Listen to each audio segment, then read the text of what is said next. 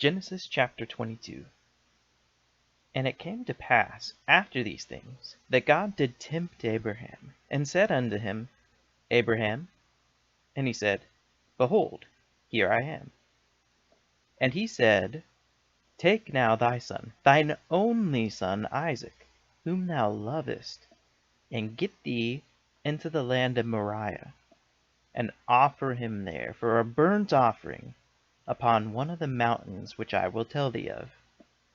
And Abraham rose up early in the morning, and saddled his ass, and took 2 of his young men with him, and Isaac his son, and clave the wood for the burnt offering, and rose up, and went unto the place of which God had told him. Then on the 3rd day Abraham lifted up his eyes, and saw the place afar off. And Abraham said unto his young men, Abide ye here with the ass, and I and the lad will go yonder and worship, and come again to you. And Abraham took the wood of the burnt offering, and laid it upon Isaac his son, and he took the fire in his hand, and a knife, and they went both of them together. And Isaac spake unto Abraham his father, and said, My father? And he said, Here am I, my son. And he said, Behold the fire and the wood, but where is the lamb for a burnt offering? And Abraham said, My son, God will provide himself a lamb for a burnt offering. So they went both of them together. And they came to the place which God had told him of, and Abraham built an altar there, and laid the wood in order, and bound Isaac his son, and laid him on the altar upon the wood. And Abraham stretched forth his hand, and took the knife to slay his son.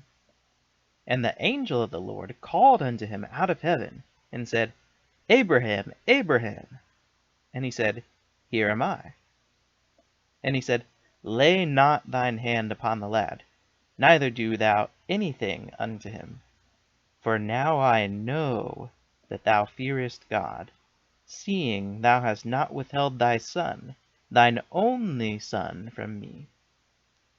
And Abraham lifted up his eyes and looked, and behold, behind him a ram, caught in a thicket by his horns. And Abraham went and took the ram, and offered him up for a burnt offering in the stead of his son.